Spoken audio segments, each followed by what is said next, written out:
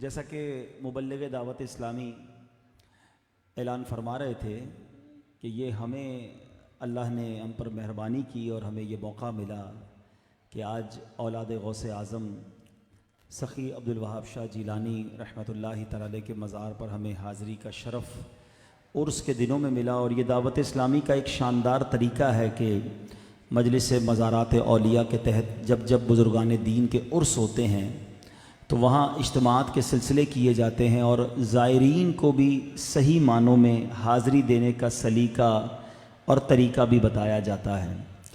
मैं कहते हैं ना कि नसीब में मेरे हाज़री लिखी थी। आज से 4 दिन पहले मुझे बैरून मुल्क जाना था निगरान शूरा का, और हमारा सफ़र था साउथ अफ्रीका का। दावत इस्लामी के वहाँ माशाअल्लाह जामियतुल मदीना हैं और दस्तारे फ़जीलत का इज्तिमा था, मगर साउथ अफ्रीका के हालात और अफ्रीकी ममालिक के हालात आपको शायद पता हों कि वहाँ कोविड वायरस का नया वायरेंट आ गया और उसकी वजह से सारे मुल्की लॉकडाउन हो गए, तो हम वहाँ ना जा सके। तो ऐसा लगता है कि वाकई सखी अब्दुल वहाब शाह ने बुला लिया है। तो यहाँ इनके कदमों में हाज़िरी हुई है, औलाद गौसे आज़म के कदमों में हाजिर हैं। तो मैं चाहूँगा कि अपनी भी हाज़िरी लगाऊँ। दरबार में तो हाज़िरी देकर आया हूँ, लेकिन गौसे पाक की एक मनकबत के 2-3 शेर मिलकर पढ़ेंगे इंशाअल्लाह। सब मिलकर पढ़ेंगे ना इंशाअल्लाह। नज़रे करम खुदारा, नज़रे करम खुदारा, नज़रे करम खुदारा, ऐ शाहे जीला नज़रे करम खुदारा, ऐ मीरे मीरा नज़रे करम खुदारा, नज़रे करम खुदारा, सरकार गौसे आज़म नज़रे करम खुदारा, सरकार गौसे आज़म नज़रे करम खुदारा, मेरा खालिका सा भर दो, मेरा खालिका सा भर दो, मैं फकीर हूँ तुम्हारा, नज़रे करम खुदारा, नज़रे करम खुदा, रोशन ज़मीन नज़रे करम खुदारा, नज़रे करम खुदारा, झोली को मेरी भर दो, वरना कहेगी दुनिया मीरा झोली को सबकी भर दो, वरना कहेगी दुनिया ऐसे सखी का मंगता, शाहे जीना का मंगता, फिरता है मारा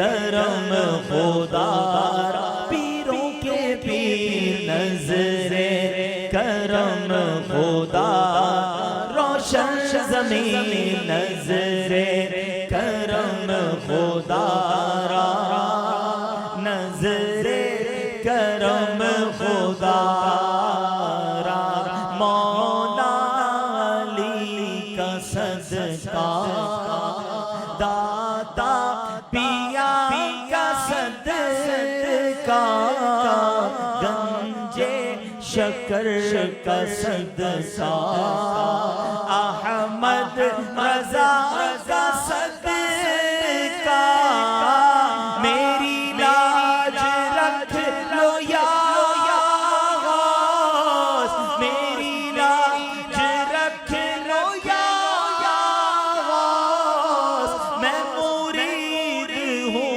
तुम्हारा।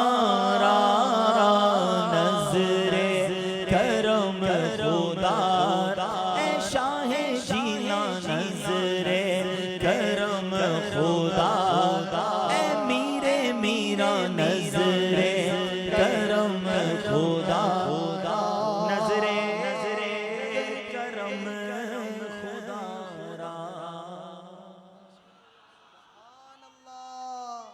अल्लाहु अकबर या रसूल अल्लाह।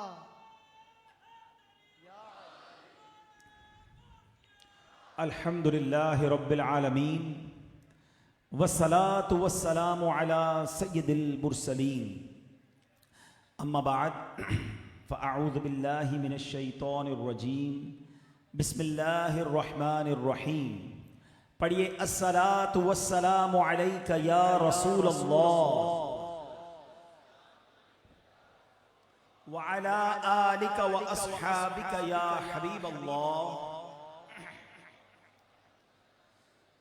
अस्सलातु वस्सलामु अलैका या नबी अल्लाह व अला आलिका व अस्हाबिका या नूर अल्लाह। प्यारे प्यारे इस्लामी भाइयों और मदनी चैनल के नाजरीन, सोशल मीडिया के नाजरीन, आज पाकिस्तान के शहर हैदराबाद में हम उस अजीम हस्ती के कदमों में हाजिर हैं जिनकी दुनिया सखावत के गुन गाती है, जिनका नाम ही सखी अब्दुल वहाब शाह जिलानी रहमतुल्लाहि ताला अलैह है। औलाद गौसे आज़म हैं, उनके उर्स का सिलसिला है और आज उर्स की तकरीबात में से एक रात दावत इस्लामी के सुन्नतों भरे इज्तिमा का सिलसिला भी है। मैं शुक्रिया भी अदा करूँगा यहाँ की इंतज़ामिया का कि उन्होंने इस सालाना मौके पर दावत इस्लामी को मौका दिया और अल्हम्दुलिल्लाह ये दावत इस्लामी के ख़ूबसूरत मदनी माहौल का एक बड़ा प्यारा अंदाज़ भी है कि जब बुज़ुर्गान दीन के उर्स होते हैं तो वहाँ इज्तिमात का सिलसिला भी किया जाए, ज़ायरीन की तरबियत भी की जाए। एक बात मैं यहाँ वजाहत कर दूँ कि वो ज़ायरीन जो गैर शरई काम मज़ारात पर करते हैं उनका अहले सुन्नत से कोई ताल्लुक़ नहीं है। वो लोग बेचारे या तो ला इल्म हैं या ना जाने क्यों करते हैं। तो इन्हीं लोगों की तरबियत के लिए, उनकी इस्लाह के लिए, उनको समझाने के लिए दावत इस्लामी ने बाकायदा एक शोबा बनाया, मजलिस मज़ारात औलिया। तो इन कामों से अहले सुन्नत का कोई ताल्लुक़ नहीं, अलबत्ता जो लोग नादान हैं उनकी तरबियत का सिलसिला जारी रहता है। अल्लाह हमें शरई तकाज़ों के मुताबिक औलिया किराम का फैज़ान हासिल करने की तौफ़ीक़ अता फ़रमाए। दुरूद पाक पढ़ने के बेशुमार फ़ज़ाइल व बरक़ात हैं, बहुत सारी अहादीस फ़ज़ाइल दुरूद में मिलती हैं।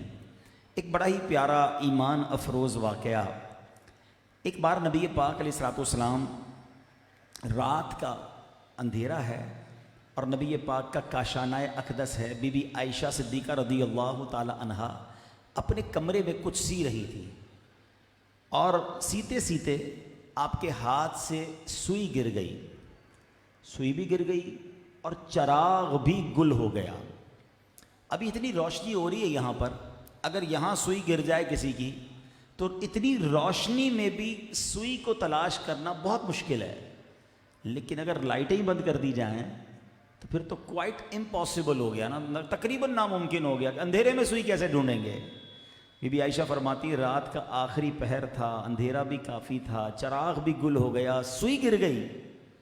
अभी मैं सुई तलाश ही कर रही थी कि इतने में मेरे आका मदीने वाले मुस्तफ़ा अपना नूरानी चेहरा लेकर मेरे कमरे में आ गए सल्लल्लाहु ताला अलैहि वसल्लम। देखिए बड़ी कमाल की बात है इस हदीस में, नबी पाक के नूर भी कैसा था। देखिए आज भी किसी का हम चमकता चेहरा देखकर कहते हैं यार कि माशाल्लाह कितना चेहरे पे नूर है, अगर वो वाकई नेक शख्सियत है। लेकिन इतना नूर कि पूरा कमरा ही रोशन हो जाए, उस नूर का आलम क्या होगा। बीबी आयशा फरमाती मेरे आका मेरे सरताज सल्लल्लाहु ताला अलैहि वसल्लम मेरे कमरे में आए, आपके चेहरे से इतना नूर निकला कि उस रोशनी में मैंने अपनी सुई तलाश कर ली। अल्लाह अकबर। बीबी आयशा नबी पाक से अर्ज़ करती हैं रदी अल्लाह ताला अन्हा, हुजूर आप कितने खूबसूरत हैं, आप कितने हसीन हैं। अल्लाह। नबी पाक अलैहिस्सलाम ने अब जो जुमले इरशाद फरमाए ना वो हमें बड़े डरा देने वाले हैं। आका फरमाते बदबख्त है वो शख्स जो क़यामत के दिन मेरा ये चेहरा भी नहीं देख सकेगा। आप उस शख्स की महरूमी अंडरस्टैंड कर रहे हैं, समझ रहे हैं। अगर जिसको नबी पाक का क़यामत के दिन दीदार ही नहीं मिलेगा तो वो शफाअत किससे हासिल करेगा, वो खैरात किससे लेगा, वो किसके दामन में जाके छुपेगा। कितनी बड़ी महरूमी है। फौरन बीबी आयशा सिद्दीक़ा रज़ियल्लाहु ताला अन्हा ने सवाल किया, हुजूर वो कौन होगा कि जिसको आपका दीदार भी नहीं होगा क़यामत के दिन। नबी पाक अलैहिस्सलाम ने फरमाया, बखील है वो शख्स, कंजूस है वो शख्स। अर्ज़ की, हुजूर कौन बखील है, कौन ऐसा कंजूस और बदबख्त है जिसको क़यामत के दिन आपका दीदार नहीं होगा।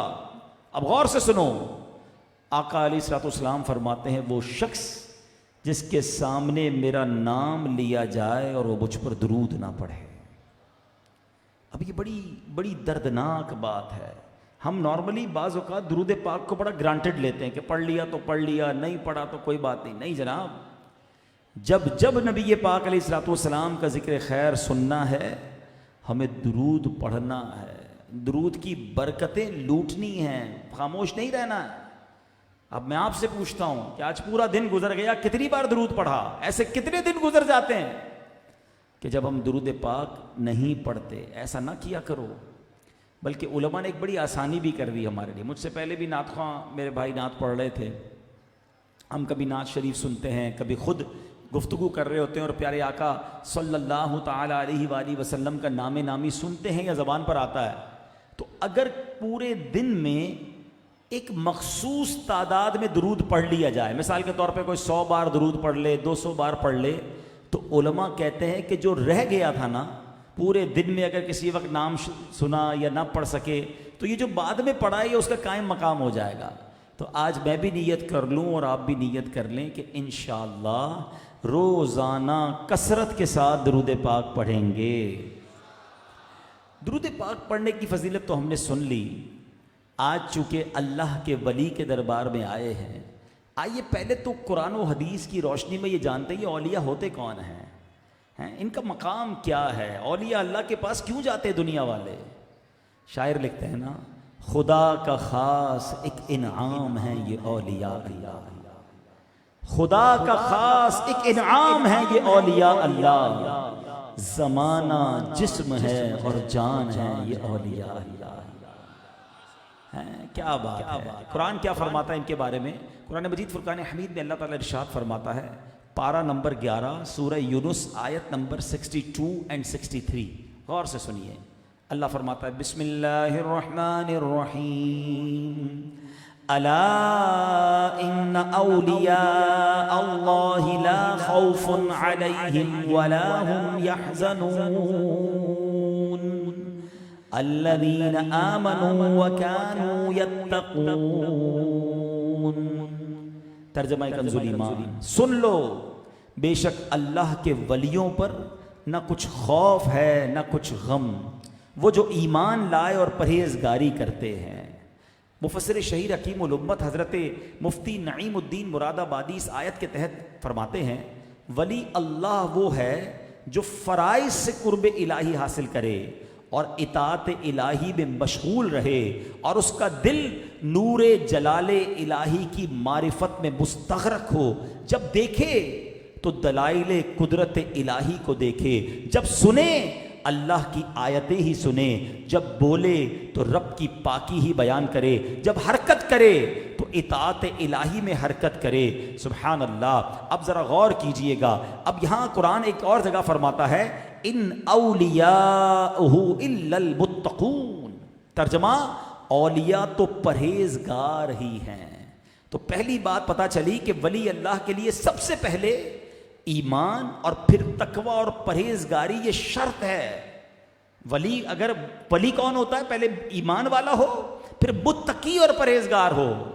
अल्लाह ने कभी किसी फासिक को फाजिर को अपना वली नहीं बनाया। जो शख्स शरीयत पर अमल नहीं करता वो अल्लाह का वली नहीं होता। यहाँ पर कुछ ये पहचान भी पैदा करनी है। हम लोगों ने तो वली का टारगेट ही कोई और बना लिया है, ना नमाज पढ़ रहा है, ना रोज़े रख रहा है, कई कई महीनों तक ना नहाए तो पहुँचते बहुत पहुँचा हुआ है, वो कहीं और पहुँचा हुआ है, वो अल्लाह का वली नहीं हो सकता। वली के लिए शर्त यह है कि वो मुत्तकी हो, परहेजगार हो और शरीयत का पाबंद हो। अच्छा, इसी तरह एक और बड़ी कमाल की बात, बाज़ औलिया अल्लाह मुत्तकी होकर वली बनते हैं और बाज हजरात वली होकर मुत्तकी बनते हैं। ये अल्लाह की शान है। विलायत का कोई कोर्स नहीं है कि यार इतने रोजे रख लो, इतनी नमाजें पढ़ लो, इतनी तिलावत कर लो तो वली बन जाओगे। नहीं, ठीक है, इबादत से बंदा रब का कुर्ब तो हासिल कर सकता है, मगर विलायत एक्चुअली क्या है? वली कहते हैं दोस्त को। मैं आपसे पूछता हूं, कोई शख्स आकर आपको कहे मुझे आपका दोस्त बनना है, आप ऐसे दोस्त नहीं बनाते, आप जिसको चाहते हैं उसको दोस्त बनाते हैं। ऐसा ही है ना? तो अल्लाह की मर्जी वो जिसे चाहे अपना दोस्त बनाए, लेकिन जब उसे दोस्त बनाता है तो तकवा भी अता फरमा देता है, इल्म भी अता फरमा देता है। मुत्तकी लोगों में से अल्लाह अपने पसंदीदा बंदे भी चुनता है। तो अब जरा सुनिएगा, हजरत मरियम रदी अल्लाह ताला अन्हा, ये हजरत जकरिया की बारगाह में 4 साल में पहुंची थी, उनकी उम्र ही 4 साल थी, अभी तकवा इख्तियार नहीं किया था, मगर वलिया बन गई थी। बल्कि सही बात तो यह है कि अल्लाह के कुछ वली ऐसे हैं जो मादरजाद वली होते हैं, बाई बर्थ वली होते हैं। और उसमें बड़ी प्यारी मिसाल पीरान पीर दस्तगीर शेख अब्दुल कादिर जीलानी गौसे आज़म की है। मेरे गौसे आज़म की शान तो यह है कि आप जब माँ के पेट में थे ना, आपकी माँ को छींक आती थी, वो अल्हम्दुलिल्लाह कहती, गौसे आज़म माँ के पेट से ही यरहमुकिल्लाह की सदा लगा दिया करते थे। अल्लाह ने पहले ही चुन लिया था अपनी विलायत के लिए। अभी गौस पाक पैदा होते हैं, 5 साल की उम्र है, मदरसे में जाते हैं, कारी साहब कहते हैं बेटा पढ़ो कुरान शरीफ। 5 साल की उम्र है, फर्स्ट डे है मदरसे में, गौसे आजम बिस्मिल्लाहिर्रहमानिर्रहीम पढ़ के शुरू करते हैं और जबानी 18 पारे सुना देते हैं। कारी साहब कहते हैं बेटा और पढ़ो, हैं 18 सुनाए और सुनाओ। कहते हैं मुझे इतने ही याद थे। पूछा इतने क्यों याद थे? कब मैं माँ के पेट में था, मेरी माँ को 18 पारे याद थे, माँ कुरान पढ़ती रहती थी, मैंने माँ के पेट में ही 18 पारे याद कर लिए। तो ये अल्लाह की शान है, अल्लाह की मर्जी। विलायत जिसको अता फरमाए, आप अपनी मर्जी से अपना दोस्त बनाते हो ना।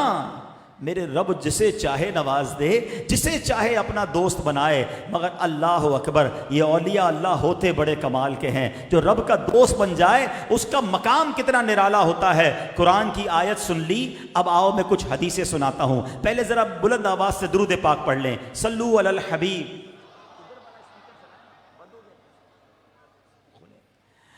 हजरत सैयदुना अबू हुरैरा रदियल्लाहु तआला अन्हु से मरवी है कि नबी पाक सल्लल्लाहु अलैहि वसल्लम ने इरशाद फरमाया, अल्लाह अज़्ज़ा वजल फरमाता है, मेरा बंदा फ़राइज़ की अदायगी के ज़रिए जितना मेरा कुर्ब हासिल करता है, उसकी मिसल दूसरे किसी अमल से हासिल नहीं करता।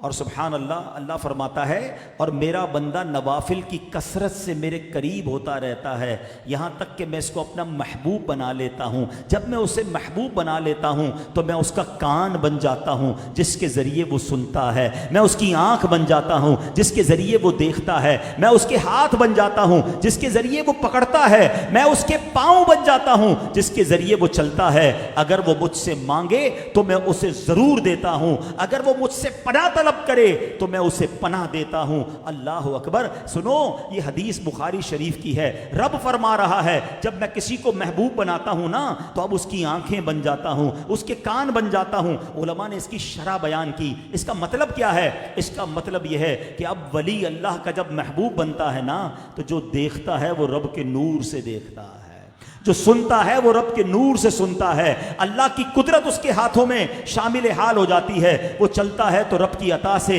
अल्लाह की मेहरबानियों के साए में चलता है। अल्लाह अकबर। अगर ये बुखारी शरीफ की हदीस समझ आ जाए ना, तो फिर औलिया अल्लाह के कमालात, उनकी करामतें, उनकी जनाब तसर्रुफात समझना आसान हो जाता है। फिर ये बात समझ आ जाती है कि वो कैसे इतना दूर से देख लेते हैं, वो कैसे किसी की मदद कर सकते हैं। अरे जब अल्लाह खुद फरमा रहा है कि जब मैं किसी को अपना महबूब बना लूँ तो उसके कान कान बन जाता हूँ, उसकी आंख बन जाता हूँ, उसके पैर बन जाता हूँ, तो अल्लाह की कुदरत शामिल हाल हो जाती है। और सुभान अल्लाह, ये एक बार नहीं हुआ, अहादीस में, रिवायतों में, कुरान के जरिए करामतों का सबूत मौजूद है। चलिए 2-3 एग्जाम्पल भी दे देता हूँ ताकि किसी को वसवसा ना आए। लोग कहते हैं यार ये करामत कहाँ से ले आए, वली कहाँ से करामत दिखा सकता है। चलें जनाब, मैं आपको कुछ कुरान के जरिए और हदीस के जरिए ही करामतों का सबूत दे देता हूँ। जिन्होंने सूरह मरियम को पढ़ा है, नहीं पढ़ा तो तिलावत करें, उसमें हजरत मरियम के वाकयात लिखे हैं। और आपके पास हज़रत ज़करिया की जिस महराब में आप इबादत करती थी, हज़रत ज़करिया ने खुद देखा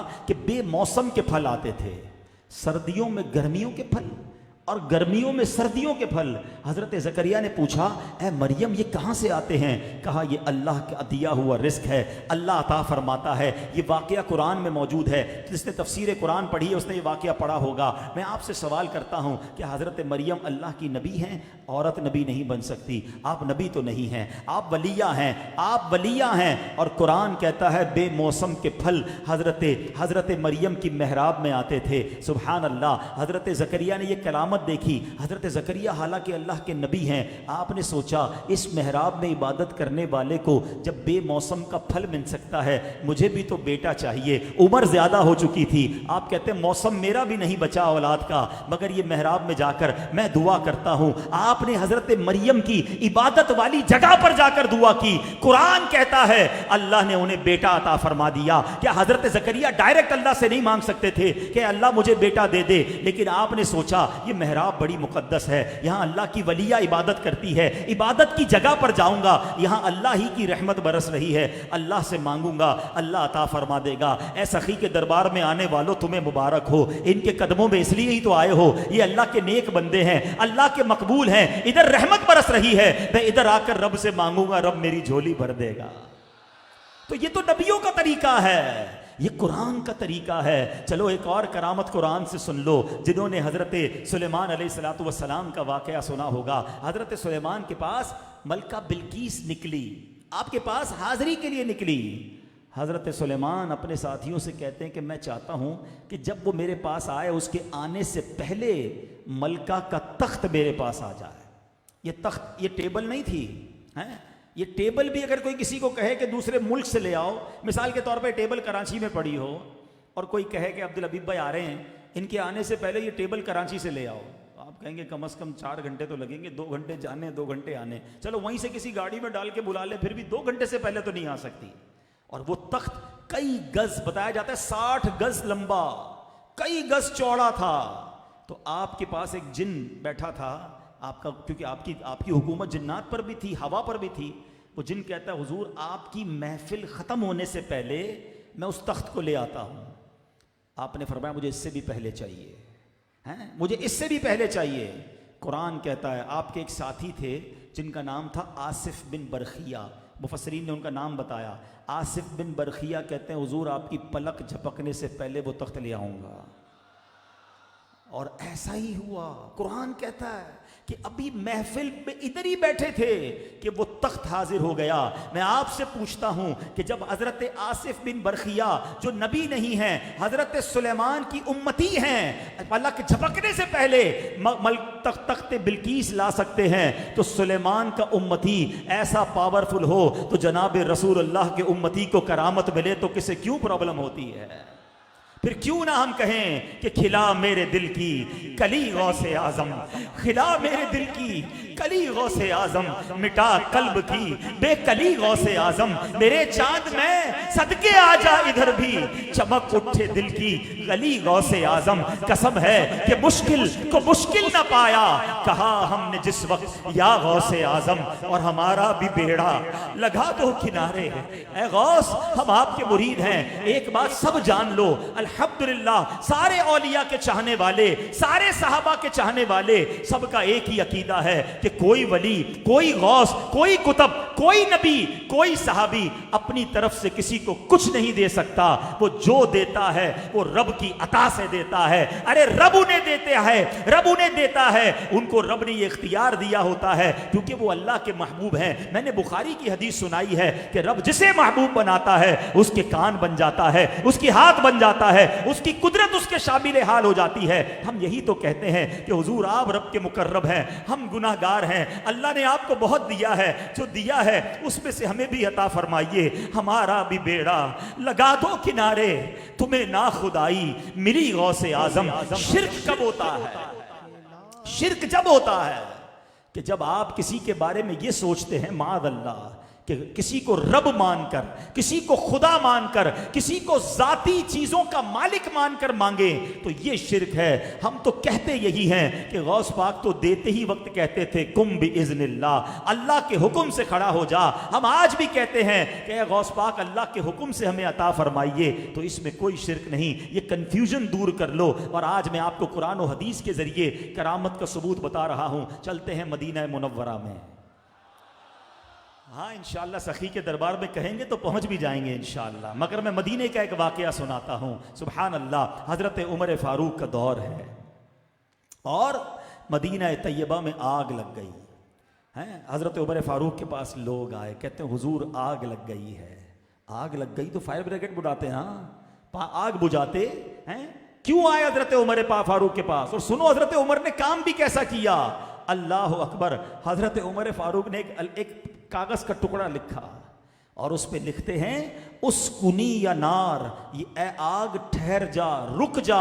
अपने खादिम को लिख कर दिया, कहा जाओ ये टुकड़ा कागज का जो है वो आग में डाल दो। अरे कागज को आग में डालो जल जाता है, मगर लिखा हजरत उमर ने था, खलीफातुर रसूल ने लिखा था, उस शख्सियत ने लिखा था जिसके बारे में मेरे आका फरमाते हैं मेरे बाद कोई नबी होता तो उमर होता। अल्लाह का कैसा मुकर्रम बंदा है वो, जो लिख कर दे रहा है कागज पर जाओ इसे आग में डाल दो। जब खादिम ने वो कागज का टुकड़ा आग में डाला, कागज ने आग को नहीं जलाया बल्कि आग ही बुझ गई। और सुनो, मदीने में एक बार जलजला आया। हजरत उमर रदी अल्लाह तआला के पास इत्तला मिली, हुजूर जलजला आ गया है। आपने क्या किया? अर्थक्वेक। आज दुनिया इतनी तरक्की कर गई है, ना कोई साइंसदान इसकी प्रेडिक्शन कर सकता है, ना पहले बता सकता है कि जलजला कब आएगा। और जलजला आ जाए, दुनिया की कोई ताकत उसे रोक नहीं सकती। सुनो मेरे आका अलैहिस्सलातु वस्सलाम के उम्मती, आपके गुलाम, आपके सहाबी, आपके खलीफा का कमाल देखो। आपने अपना कोड़ा निकाला और कोड़ा दुर्रा जो है वो जमीन पर मारते हैं और क्या कहते हैं, ए जमीन ठहर जा। अल्लाह अकबर। हजरत उमर का कोड़ा लगना है, जमीन वहां ठहर जाती है, जलजला वहां रुक जाता है। और ये उसी के तो गुलाम है ना, जब मेरे आका ओहद पर गए थे। सुभान अल्लाह, नबी पाक की तो शान देखो, जब अपने सहाबा के साथ जबल ओहद पर गए। हदीस की तमाम बड़ी किताबों में ये अहादीस में आपको मिल जाएगी कि जब मेरे आका ओहद पर गए, ओहद पर जलजला आया, ओहद गोया झूमने लगा। नबी पाक ने क्या किया, प्यारे आका ने अपने पैर की ठोकर लगाई, फरमाते ए ओहद रुक जा, तुझ पर एक नबी, एक सिद्दीक और 2 शहीद मौजूद हैं। जरा ये जुमले याद करना। आका ने ठोकर लगाई, ओहद रुक जाता है। सुभान अल्लाह, ये कैसा मौजज़ा है। मगर यहाँ तो एक और बात भी सीखने को मिल रही है। एक नबी कौन है? खुद नबी पाक हैं। एक सिद्दीक कौन है? अबू बकर सिद्दीक रदी अल्लाह तआला मौजूद हैं। आका ने फरमाया 2 शहीद हैं। शहीद कहाँ से आ गए? हजरत उस्मान तो मौजूद थे, मौला अली तो मौजूद थे। अल्लाह अकबर। मेरे आका को मालूम था इन दोनों ने शहीद होना है। जो हो चुका है, जो होगा हुजूर जानते हैं। अल्लाह अकबर। गैब की खबर भी दे रहे हैं, फिर कितने सारे मामलात हदीस से हल हो जाते हैं। अच्छा, यहाँ एक और बात, सैयदी आला हजरत लिखते हैं कि अल्लाह ने कैसा वकार दिया है, कैसा पावर दिया है अपने हबीब को। फरमाते एक ठोकर से ओहद का जलजला जाता रहा, एक ठोकर से ओहद का जलजला जाता रहा। रखती हैं कितना वकार, अल्लाह अकबर एड़ियां। जब आका की ठोकर से जलजला जाए और जब सिद्दीक उमर फारूक अपना कोड़ा मारे, अपना दुर्रा मारे, तो जलजला रुक जाए। एक और बड़ा अजीब माजरा हुआ। दरिया नील, मिस्र का दरिया है। हजरत उमर के हुकूमत में लोग आए, कहते हैं हुजूर एक बड़ी अजीब सी यहाँ रस्म है। और वो रस्म यह है, अच्छा ये रिवायत कहाँ मौजूद है? शरा मिशकात में, हदीस की किताब है और उसमें रिवायत मौजूद है मिरकातुल मफातिह के अंदर। और रिवायत क्या है कि लोग आए, कहते हैं हुजूर यहाँ बड़ी अजीब सी रिवायत यह है कि हर साल दरियाए नील में एक औरत एक लड़की को सजाकर अच्छे कपड़े पहनाकर पानी में डाल दिया जाता है। और कहते हैं अगर ये पानी में नहीं डालेंगे ना तो दरियाए नील सूख जाएगा, इसमें पानी नहीं आएगा। हजरत वो साल का टाइम आ गया है, पहले तो गैर मुस्लिमों की हुकूमत थी, अब आपका दौर है। बताइए रिवाज जारी रखना है, कंटिन्यू करना है या कुछ और करना है? अल्लाह अकबर। हज़रत उमर का कमाल देखें, आप कहते हैं कोई लड़की नहीं फेंकी, कोई लड़की पानी में नहीं फेंकी जाएगी। आपने एक फिर दरिया को हुक्म क्या दिया, आपने फरमाया एक कागज़ लिखा, फिर लेटर लिखा। लेटर किसको लिख रहे हैं? दरिया को। कभी आग को लेटर लिख रहे हैं, कभी दरिया को लेटर लिख रहे हैं। अरे भाई, इन चीज़ों को कोई खत लिखता है क्या? मैं हदीस की किताबों से आपको पढ़ के सुना रहा हूँ, रेफरेंस भी दे दिया। आप लेटर लिखते हैं कि जाओ ये लेटर जाकर दरिया में डाल दो, और उस लेटर में पता है आपने क्या लिखा? ए दरियाए नील, अगर तू अपनी मर्जी से जारी होता है तो खुश्क हो जा, और अगर रब की मर्जी से जारी होता है तो मैं तुझे हुक्म देता हूं कि चलता रहे। अल्लाह अकबर। ये रुका डाला गया वो दिन है, आज का दिन है, दरियाए नील कभी भी खुश्क नहीं हुआ है।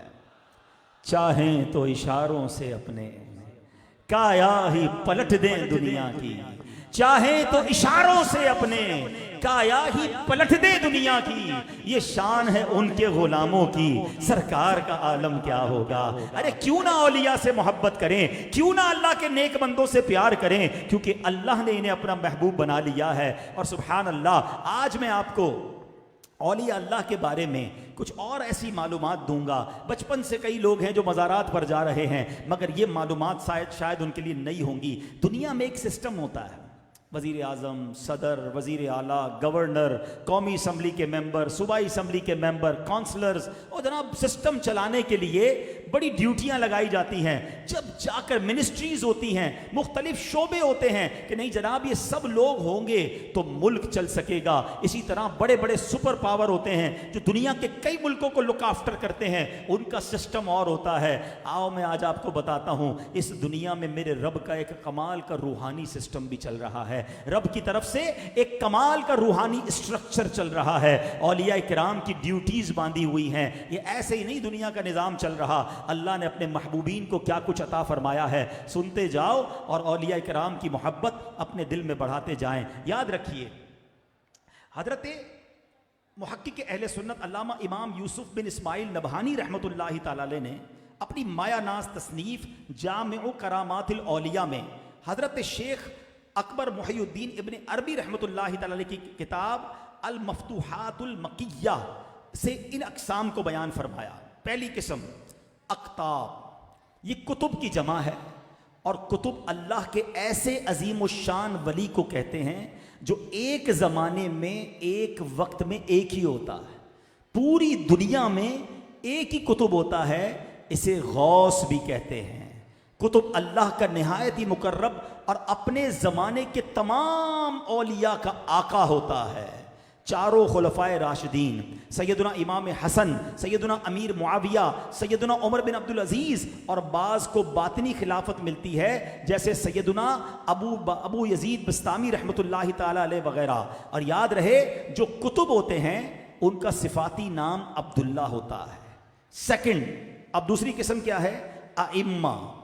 ये हर दौर में दो होते हैं, एक का सिफाती नाम अब्दुल रब होता है और दूसरे का सिफाती नाम अब्दुल मलिक होता है। ये दोनों कुतुब के वजीर होते हैं। ये हरारकी समझिएगा, ये स्ट्रक्चर समझिएगा। सबसे ऊपर कुतुब है, दो आइम्मा हैं जो उसके वजीर हैं। अगर कुतुब का इंतकाल हो जाए तो इन दोनों में से किसी एक को कुतुब बना दिया जाता है।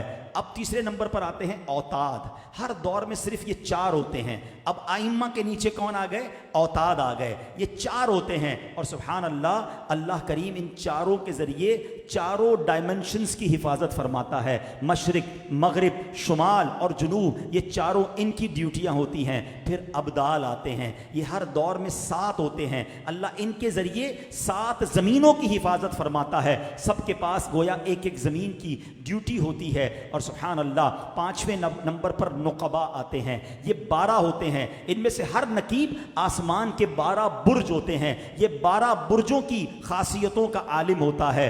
नंबर 6 अगली किस्म है नुजबा। ये हर दौर में 8 से कम या ज़्यादा नहीं होते, 8 होते हैं और इन हजरात के अहवाल से ही कबूलियत जाहिर होती है।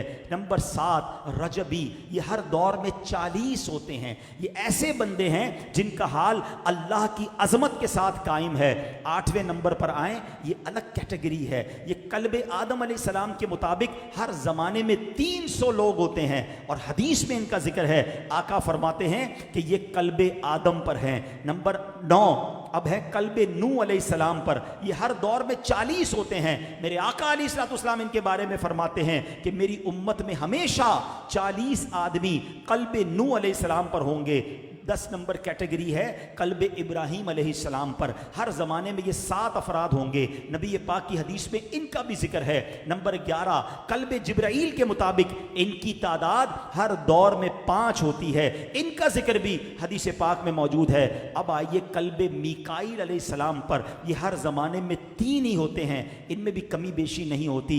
नंबर 14 कल्बे इसराफील के मुताबिक ये हस्ती हर दौर में 1 ही होती है। नंबर 15 रिजालुल गैब, ये 10 औलिया किराम होते हैं, इनमें कमी बेशी नहीं होती है।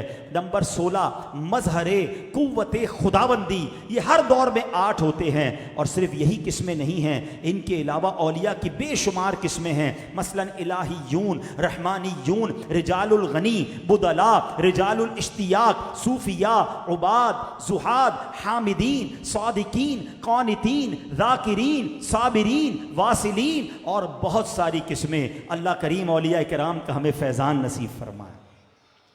अब सवाल ये है, इतनी किस्में तो ये औलिया हैं कहाँ हैं? हमें तो नज़र नहीं आते।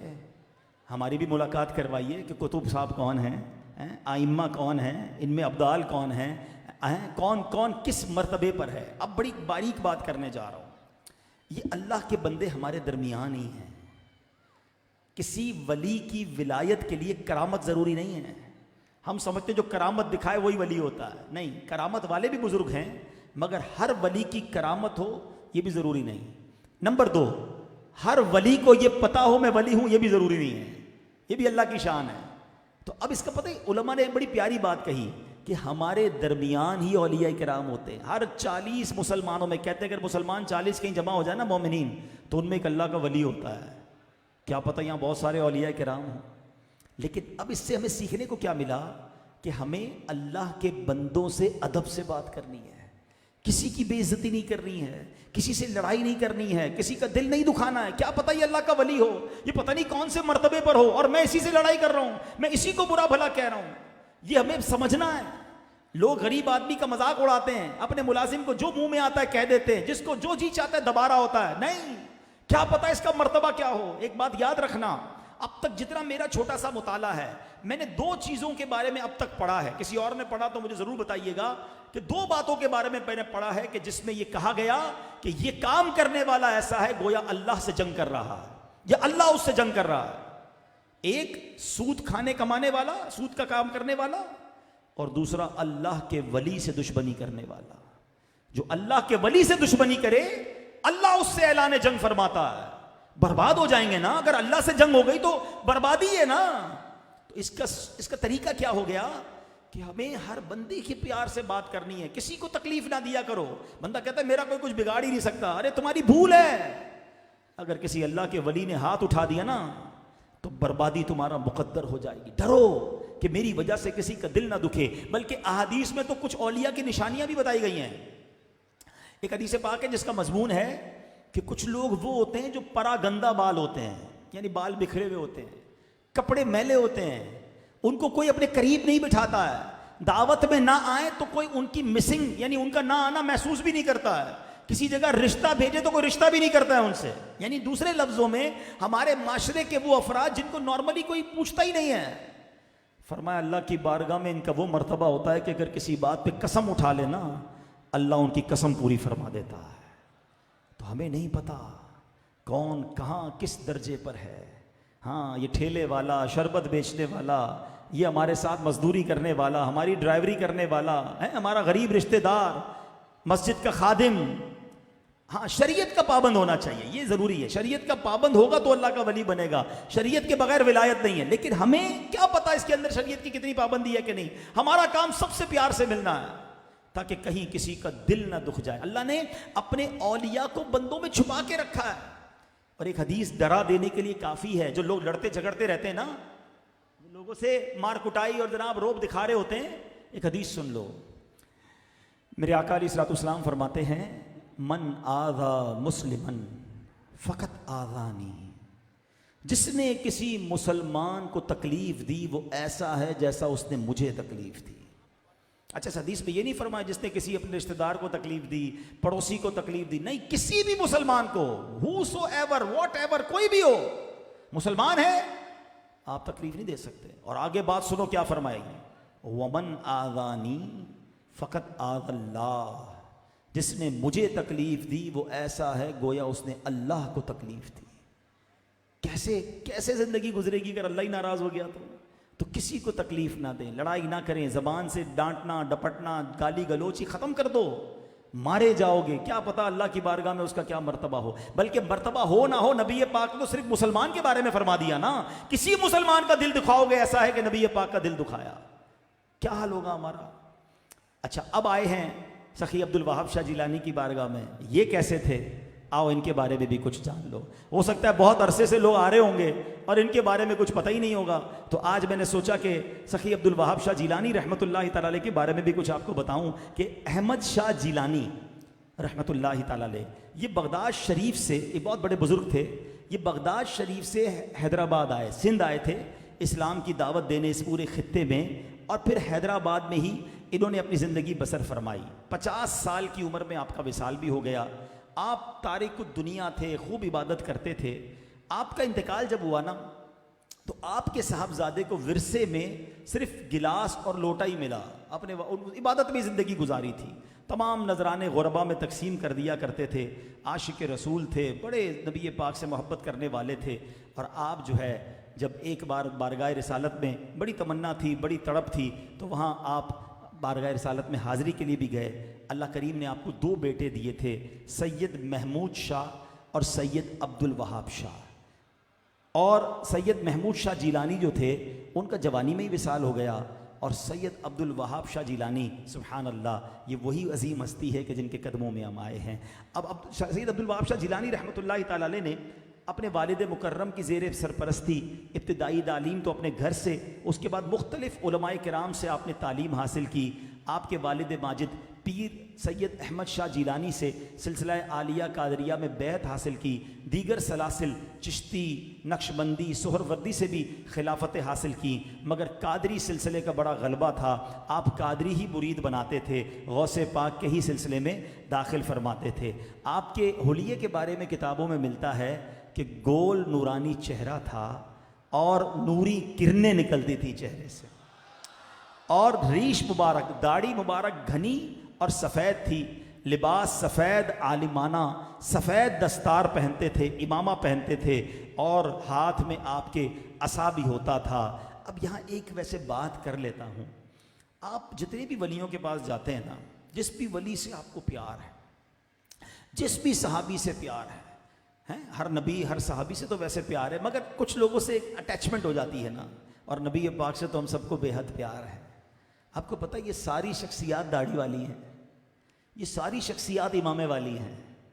अब खुद बंदा सोचे कि मैं जिस वली से मोहब्बत करता हूँ, बहुत प्यार करता हूँ, या जिस सहाबी से या आका से, वो तो चेहरे पे दाढ़ी वाले, मेरे चेहरे पे दाढ़ी नहीं है। और नबी पाक का एक फरमान तो बड़ा डराने वाला है ना, आका फरमाते हैं दाढ़ी बढ़ाओ, मूछें पस्त करो, और मेरे दुश्मनों जैसा चेहरा ना बनाओ।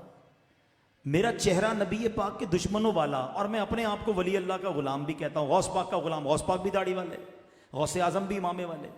तो थोड़ा सा गौर कर लेंगे ये कैसी गुलामी है यार। मज़ा तो ये है ना कि मैं जिससे मोहब्बत करता हूँ, आज क्या करते हैं नौजवान, यार मैं हेयर स्टाइल वो अदाकार जैसे बनाऊंगा, क्यों, वो बड़ा पसंद है, कपड़े उसके जैसे पहनूंगा क्योंकि वो बड़ा मेरा फेवरेट है। मैं आपसे पूछता हूँ, जिसके साथ तुम फेवरेट जिसे बनाया है, क़यामत के दिन उसके साथ उठना पसंद करोगे? तो आप कहेंगे नहीं भाई वो शराबी कबाबी बेहया, मैं तो सिर्फ उसका फुटबॉल बड़ा पसंद था, उसकी गेम पसंद थी, या उसकी स्टाइल पसंद थी, इसलिए उस जैसे कपड़े पहनता हूँ। मैं तो उसके साथ मोहब्बत करने की बात कर रहा हूँ कि जिसके साथ क़यामत में उठ भी जाओगे और जन्नत में भी साथ ले जाएंगे, और होना भी यही है। हाँ, रिवायतों में आता है कि बंदा दुनिया में जिससे मोहब्बत करता है, क़यामत के दिन उनके साथ उसका हशर होगा। अब सोच लो किससे मोहब्बत है और किसके साथ क़यामत में उठना चाहते हो। अगर चाहते हो कि नबी पाक से, नबी पाक के साथ मेरा हशर हो, सहाबा अहले बैत के साथ हो, औलिया किराम के साथ हो, सखी अब्दुल वहाब शाह जिलानी के साथ हो, तो मोहब्बत का इजहार यही है ना कि उनके नक्शे कदम पर चलें। कितना इल्म दीन हासिल किया आपने, कितने सफ़र किए, मैं आपसे पूछता हूँ हमने कितना इल्म दीन हासिल किया है। हमने दीन के लिए कितने सफ़र किए हैं। अल्लाह अकबर। गौस पाक की औलाद सखी अब्दुल वहाब शाह जिलानी जो है, उन्होंने 7 मरतबा हज भी किया था माशाअल्लाह, और फिर हैदराबाद आ गए क्योंकि हुक्म मिला था यहाँ पर लोगों की तरबियत करनी है, और आप यहाँ तशरीफ़ लाए। एक रिवायत के मुताबिक 8वीं सदी, एक रिवायत 10वीं सदी की भी मिलती है जिसमें आपका विसाल हुआ। मगर मैं यहाँ चूँकि औलिया इकराम के चाहने वाले मौजूद हैं, गौसे आज़म के चाहने वाले मौजूद हैं, चलो कुछ गौस पाक का भी आपको जिक्र कर देता हूँ। गौस पाक की करामतें तो इतनी हैं, चलो आज तो कुरान और हदीस से कई करामतें सुना दी, करामतें तो इतनी कि सारी रात सुनते जाएं, मगर कुछ गौस पाक की सीरत से सीखना भी तो है ना, अपनी ज़ात में भी तो कुछ लेकर आएँ। गौसे आज़म का इबादत का आलम क्या था। 40 साल तक आपने इशा के वज़ू से फजर की नमाज अदा की। गौस पाक 15 साल तक रोजाना पूरा कुरान पाक पढ़ते रहे। कितने कादरी बैठे हैं, कौन कौन गौस पाक से मोहब्बत करता है। हाय हाय, कितने प्यारे लग रहे हो आप, 11वीं मनाने वाले, कादरी कहलाने वाले। मैं आपसे पूछता हूँ, गौस पाक 40 साल तक इशा के वज़ू से फजर पढ़े, और कादरी कहलाने वाला ना इशा पढ़े ना फजर पढ़े। सच बताओ, ये कैसी गुलामी है। ये बात ठीक नहीं है। गौस पाक 15 साल तक रोजाना पूरा कुरान पढ़े, और गौस पाक का दीवाना कहलाने वाला पूरा साल ही कुरान ना पढ़े, बल्कि कुरान पढ़ना ही ना है। मुझे सच बताओ, ये गौस पाक से मोहब्बत है? सिर्फ 11वीं मनाना ही गौस पाक से मोहब्बत है, लंगर खाना ही गौस पाक से मोहब्बत है, नारे लगाना, मनकबत पढ़ना ही गौस पाक से मोहब्बत है?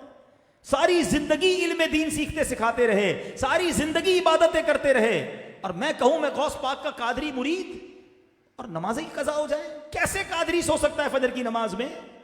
वो उनकी तहज्जुदें कज़ा ना हो, वो सारी रात इबादत में गुजारें। देखो, अगर फैजान औलिया चाहते हो ना, तो इस अपने जहन को बना लो कि मुझे उनके नक्शे कदम पर चलना होगा। अल्लाह अकबर। अच्छा, फिर कमाल देखो मेरे गौस का, इतनी सारी इबादतें हैं, उसके बाद दिल खौफे खुदा से लरसता है, आंखें खौफे खुदा से बहती हैं, हमारे गुनाहों के अंबार हैं, मगर फिर भी शर्म नहीं आती है। एक बार मक्का मुकर्रमा में कुछ लोग तवाफ़ कर रहे थे, देखा कि एक शेख हैं जो कि अल्लाह से दुआ कर रहे हैं, या अल्लाह मुझे क़यामत के दिन अंधा उठाना, या अल्लाह मुझे क़यामत के दिन अंधा उठाना। लोगों ने कहा, ऐ शेख, ये कैसी दुआ हो रही है? तो कहते हैं, मैं डरता हूँ कि मेरे गुनाह अगर ज़्यादा हैं और अल्लाह मुझसे नाराज़ हुआ तो मैं लोगों को, सारी उम्मत के सामने शर्मिंदा हो जाऊँगा, तो या अल्लाह फिर मुझे अंधा ही उठाना। कहा, ऐ शेख, ये निराली दुआ कर रहे हो, आपका नाम क्या है? पता है वो जो शेख ये दुआ कर रहे थे वो कौन थे? उन्होंने कहा, मेरा नाम अब्दुल कादिर जिलानी है। गौस पाक ये दुआ कर रहे हैं कि या अल्लाह क़यामत के दिन नाबीना उठाना। इतना खौफ। और हम हैं जिनको फिक्र ही नहीं है गुनाहों की, जिनको टेंशन भी नहीं है कि मरने के बाद होगा क्या, क़यामत के दिन क्या होगा। ईद के दिन गौसे आजम रदी अल्लाह तआला अन्हु क्या फरमाते हैं? कहते, लोग कह रहे हैं आज ईद का दिन है, ईद का दिन है। अब्दुल कादिर के लिए ईद का दिन वो होगा जब अपना ईमान सलामत लेकर दुनिया से जाएगा। अल्लाह अकबर। गौसे आजम हम जिनके सदके अल्लाह की बारगाह में दुआ कर रहे हैं। गौस पाक का मर्तबा समझते हो? जो मैंने आपको सबसे टॉप कैटेगरी बताई ना, कुतुब, आप उस मर्तबे पर फाइज थे। बल्कि उलमा कहते हैं गौसे पाक का वो कमाल है कि अगर आज भी किसी को विलायत मिलती है तो गौसे पाक के दर से मिलती है। इतना बड़ा मर्तबा अल्लाह की बारगाह में। सर भला क्या कोई जाने के है कैसा तेरा, औलिया मलते हैं आंखें वो है तलवा तेरा। मगर आप कहते हैं कि गौसे आजम कहते हैं, मेरे लिए ईद का दिन वो होगा जब अपना ईमान सलामत लेकर कब्र में जाऊंगा। ए हैदराबाद में रहने वालों, इंटरनेट पर मुझे लाइव सुनने वालों, मेरा सवाल है आपसे, कभी हमें फिक्र हुई ईमान की? गाड़ी की फिक्र है, मोटरसाइकिल की फिक्र है, मोबाइल की फिक्र है, पैसों की फिक्र है, बड़ा इंतजाम करते हैं, कभी सोचा यार ईमान ना छिन जाए? अच्छा, हो सकता है कई लोगों के लिए तो नई बात होगी कि ईमान छिन भी सकता है। मुसलमान पैदा हो गए, बस ठीक है भाई, अब क्या हो गया? नहीं, ये वन वे ट्रैफिक नहीं है। आपको पता है सारी दुनिया में सबसे ज्यादा फैलने वाला मजहब कौन सा है? The most growing religion on earth. सारी कायनात में सबसे तेजी से फैलने वाला अगर कोई मजहब है तो अल्हम्दुलिल्लाह वो मजहब इस्लाम है। गैर मुस्लिम कलमा पढ़कर मुसलमान हो रहे हैं, तो ये वन वे ट्रैफिक नहीं है। जब गैर मुस्लिम कुफर की वादी में रहने वाला सिद्क के दिल के साथ कलमा पढ़कर ईमान में दाखिल हो सकता है, तो कोई मुसलमान बदबख्ती की वजह से कुफरिया कलिमात कहकर या गुस्ताखी करके या ऐसी बात करके जो उसे ईमान से खारिज कर दे तो वो खारिज भी हो सकता है। तो डरना है, संभालना है ईमान को। अच्छा, ये बात मैं आपको नबी पाक की दुआ के जरिए समझाऊं। अल्लाह के हबीब कौन है? सल्लल्लाहु अलैहि वसल्लम, जिनके सदके मुझे और आपको ईमान मिला है ना। हम वो नात में पढ़ते हैं ना, तेरे सदके में आका सारे जहां को दीन मिला। आका के सदके सारी दुनिया को दीन मिला है। मगर नबी पाक की दुआ क्या है? या मुक़ल्लिबल क़ुलूब सब्बित क़ल्बी अला दीनिका, ऐ दिलों को फेरने वाले मेरे दिल को अपने दीन पर साबित कदमी अता फरमा। इसका मतलब क्या हुआ कि अल्लाह के हबीब हमारी तरबियत फरमा रहे हैं सल्लल्लाहु ताला अलैहि वसल्लम के, देखो दुआ करना ईमान की हिफाजत की, गौस पाक हमें सिखा रहे हैं। और हमें तो फिक्र ही कोई नहीं है। ऐसे दोस्त हैं जो पता नहीं ऑल फॉल बकते रहते हैं, हम सुनते रहते हैं। आपको अंदाजा ही नहीं है कि पूरी प्लानिंग की गई है मुसलमान का ईमान छीनने की। ऐसे गाने बनाए गए, ऐसे कॉमेडी शो आते हैं कि कभी जनाब फरिश्तों का मजाक, कभी जन्नत का मजाक, कभी दोजक का मजाक, और लोग उसकी क्लिप देख रहे हैं, हंस रहे हैं, दूसरों को फॉरवर्ड कर रहे हैं। ऐसे गाने जिसमें पूजा का, सजदे का, पता नहीं क्या क्या डाल दिया गया, और ये नौजवान उसको फिक्र ही नहीं अपने ईमान की।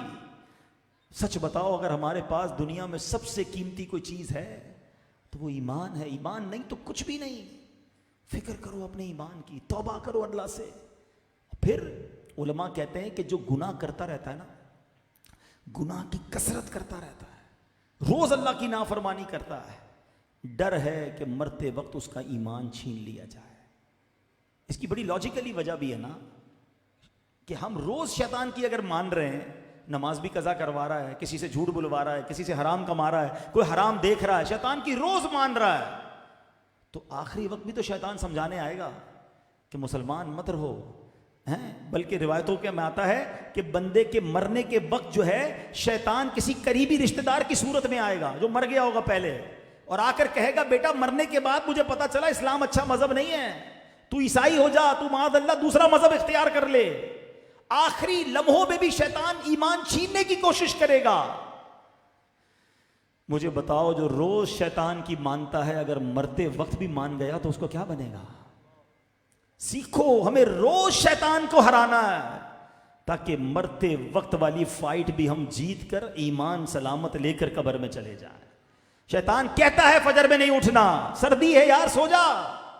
हमने अल्लाह का नाम लेके बिस्तर छोड़ना है और नमाज अदा करनी है।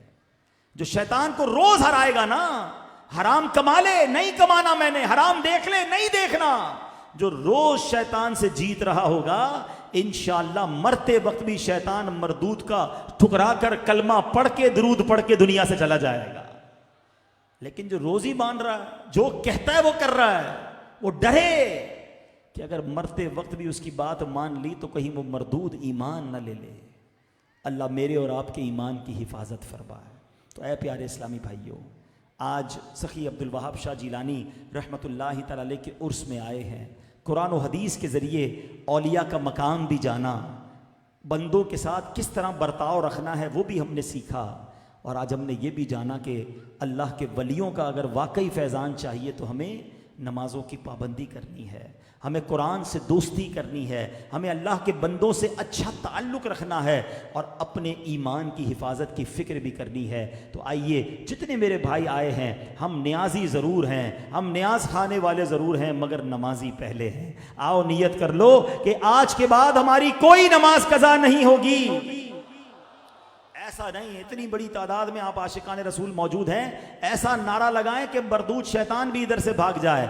आज के बाद हमारी कोई नमाज कज़ा नहीं होगी, हराम रोजी के करीब भी नहीं जाएंगे, नशे और शराब वाली चीजों से भी दूर रहेंगे, इंशाअल्लाह सुन्नतों पर अमल करके जिंदगी गुजारेंगे।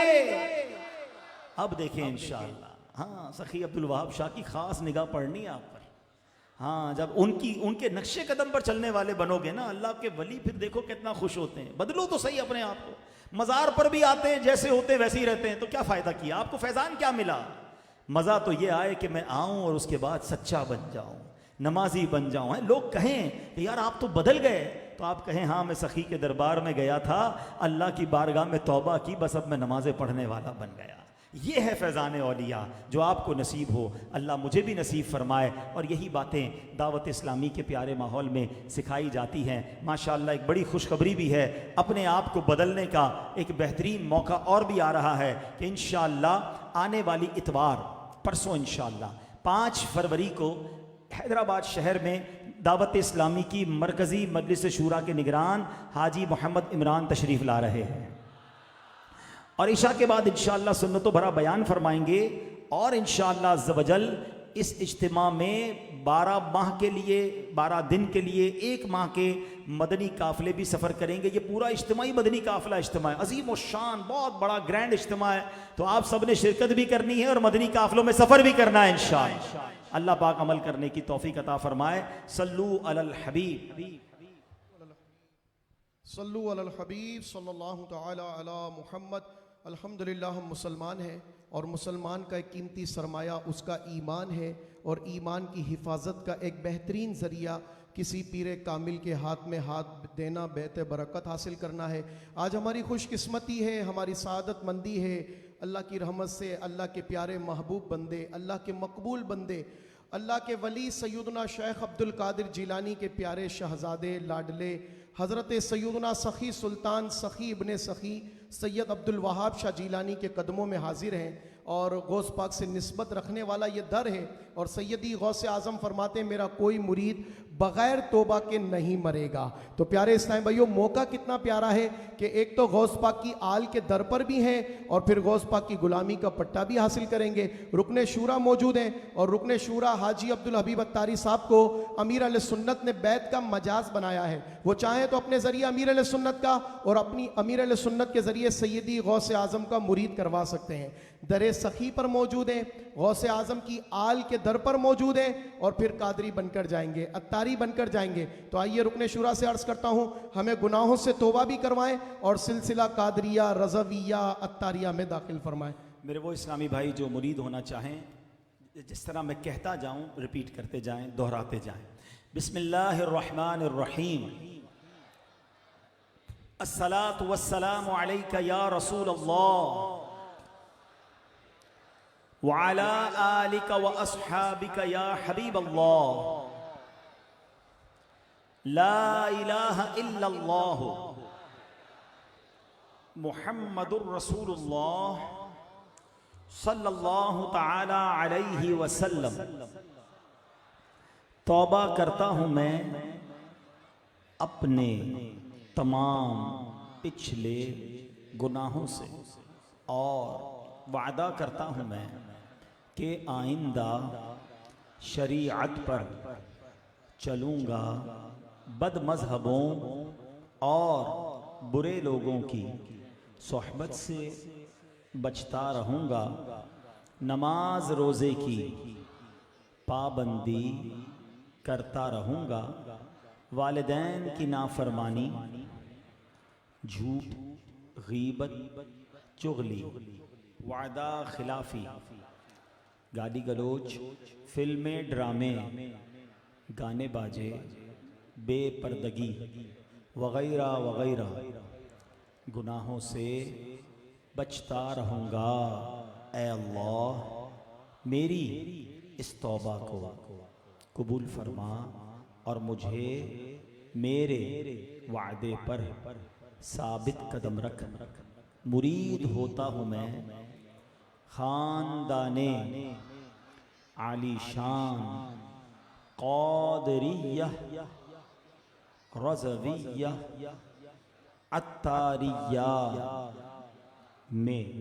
मैंने अपना हाथ आपके ज़रिए से शेख तरीक़त अमीर अहले सुन्नत के हाथ में दिया और उनके ज़रिए सरकारे बगदाद हुजूर गौसे पाक रदियल्लाहु ताला अन्हु के हाथ में दिया। ऐ अल्लाह मुझे जनाबे गौसे आज़म के मुरीदों में कबूल फरमा और कल क़यामत में गौसे पाक के ग़ुलामों में उठा। अस्सलातु वस्सलामु अलैका या नबी अल्लाह व अला आलिका व अस्हाबिका या नूर अल्लाह। अल्हम्दुलिल्लाहि रब्बिल आलमीन वस्सलातु वस्सलामु अला सय्यिदिल अंबिया'i वल मुरसलीन या अरहमर राहिमीन या अरहमर राहिमीन या अरहमर राहिमीन या रब्बना या रब्बना या रब्बना या रब्बना या रब्बना या अल्लाह या रहमान या रहीम। अल्लाहुम्मा रब्बना आतिना फिद दुनिया हसनतन व फिल आखिरति हसनतन व क़िना अज़ाबन नार व क़िना अज़ाबल क़ब्रि व क़िना अज़ाबल हश्रि व क़िना हिसाबल मीज़ान। अल्लाहुम्मा अइन्नी अला ज़िक्रिका व शुक्रिका व हुस्नि इबादतिक या मुक़ल्लिबल क़ुलूब सब्बित क़ुलूबना अला दीनिक या मुसर्रिफल क़ुलूब सर्रिफ क़ुलूबना अला तौअतिक। अल्लाहुम्मा इन्ना नस्अलुकल अम्न यौमल खौफ अल्लाहुम्मा इन्ना नस्अलुकल अम्न यौमल खौफ रब्बना ला तुआखिज़ना यौमल क़ियामह रब्बना हासिबनी हिसाबन यसीरा।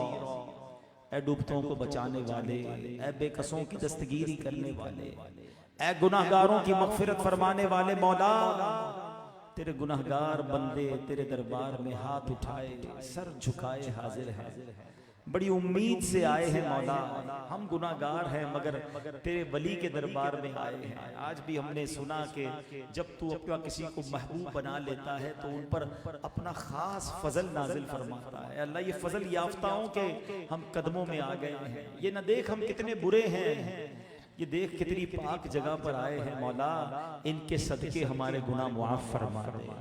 सगीरा गुनाह भी माफ कर दे, कबीरा गुनाह भी माफ कर दे, छुप कर किए हुए गुनाह भी माफ कर दे, ऐलानिया गुनाह भी माफ कर दे। ऐ करीम बस आज माफ कर दे। हम मानते हैं हम बड़े गुनाहगार हैं, बस तू माफ भी कर दे और अपने पसंदीदा बंदों में हमें शामिल भी फरमा ले।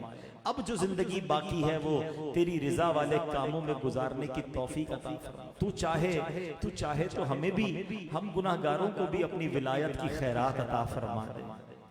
तू अपनी विलायत की खैरात दे दे, तू अपनी विलायत की खैरात दे दे मेरे गौस का वास्ता या इलाही, मेरे गौस का वास्ता या इलाही। खौफ से तेरे डर से हमेशा तेरे खौफ से तेरे डर से हमेशा मैं थर थर रहूँगा पता या इलाही, मैं थर थर रहूँगा पता। आज हमारी झोलियों में अल्लाह अपनी रजा की खैरात डाल दे, हमें सच्चा आशिक रसूल बना दे, 5 वक्त का नमाजी बना दे। अल्लाह जिनके माँ बाप हयात हैं उनको माँ बाप का फर्मा बरदार बना दे, जिनके माँ बाप चले गए मौला उनकी बेहिसाब मग़फ़िरत फरमा दे। ऐ अल्लाह हमारे दुख दूर कर दे। बड़ी उम्मीदें लिए तेरे बंदे आए हैं, कोई बीमार आया है, कोई बीमार घर छोड़ आया है, ऐ शिफा देने वाले आज हमारी झोलियों में शिफा की खैरात डाल दे। तू बगैर दवाई के शिफा देने पर कादिर है। ए अल्लाह हमें हर तरह के अमराज से हमारी जान छुड़ा दे। ए अल्लाह जिंदगी भर ए अल्लाह कभी भी अपने दर के सिवा किसी का मोहताज न कीजिए। सारी जिंदगी जेलों, अदालतों और हॉस्पिटल के चक्करों से महफूज फरमा। जिंदगी की आखिरी नमाज भी खड़े होकर हम मस्जिद में अदा करें। ए अल्लाह जो कर्जे में डूबे हैं उनके कर्जे उतर जाएं। बेरोजगारों को हलाल तैयब आसान रोजगार दे दे। ए अल्लाह रूठों को बना दे, बिछड़ों को मिला दे। ए करीम बे औलादों को नेक और सालेह औलाद दे दे। औलाद वालों की औलाद वालिदैन की आंखों का नूर बना दे। जो बच्चे और बच्चियां रिश्तों के इंतज़ार में हैं अच्छे और नेक रिश्ते दे दे। जिनके रिश्ते हो गए मौला उनको अपने घरों में खुशियां दे दे।